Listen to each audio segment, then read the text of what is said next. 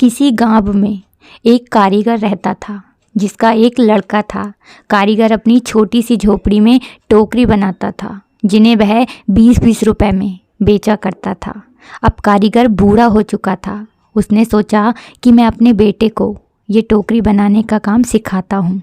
लड़के से कहा कि तुम उसे सीख लो, मैंने तुम्हारे दादाजी से सीखा है, ये हमारी पीढ़ियों से चला आ रहा है, अच्छा काम है।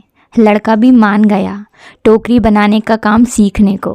पिताजी ने लड़के को टोकरी बनानी सिखाई और उसे बाज़ार में बेचकर आने को कहा।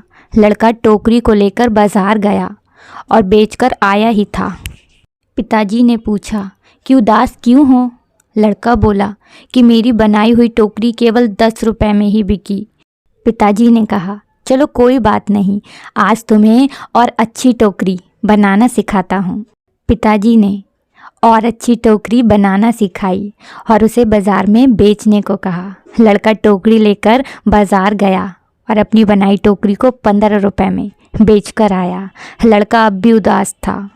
पिताजी ने फिर उदासी का कारण पूछा तो लड़के ने कहा, टोकरी केवल 15 रुपए में ही बेच कर आया हूँ। पिताजी ने कहा, कोई बात नहीं, धीरे धीरे तुम्हारी बनाई हुई टोकरी अच्छे दामों में बिकने लगेंगी, तुम अच्छे से टोकरी बनाना सीखते रहो। पिताजी ने और अधिक अच्छी टोकरी बनानी सिखाई और टोकरी बनाकर बेचने को कहा। लड़का बाज़ार गया और उस दिन उसकी टोकरी 30 रुपए में बिक गई। लड़का बहुत खुश हुआ। पिताजी ने पूछा कि आज कितने रुपए की टोकरी बेची? लड़के ने कहा, आज मेरी बनाई हुई टोकरी 30 रुपए की बिकी है। पिताजी ने ये सब सुनकर लड़के से कहा, बहुत अच्छा है, चलो आज तुम्हें ऐसी टोकरी सिखाऊंगा जो 40 रुपए में बिक सके। लड़के ने कहा, बस पिताजी, आप खुद 20 रुपए की टोकरी बेचते आए हो, आप मुझे 40 की टोकरी बनाना कैसे सिखाओगे? आप रहने दो, आपसे ज़्यादा रुपए की टोकरी तो मैं बनाना जानता हूँ। इतना सुनकर पिताजी ने कहा, ऐसा ही कुछ मैंने भी कहा था जब मेरे पिताजी खुद 15 रुपए की टोकरी बेचते थे और एक दिन मेरी टोकरी 20 रुपए में बिक गई।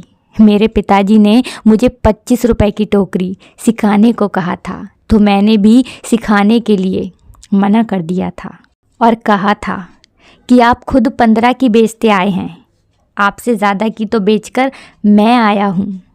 और तब से जीवन भर 20 रुपए की ही टोकरी बेचता रहा क्योंकि उससे ज़्यादा की टोकरी मैं सीख ही नहीं पाया। ये कहानी हमें सिखाती है कि हमें थोड़ा सा सीखने पर घमंड नहीं होना चाहिए कि अब मैं सब कुछ जानता हूँ, क्योंकि ऐसा हो सकता है कि हर कोई कुछ ना कुछ आपसे अधिक जानता हो।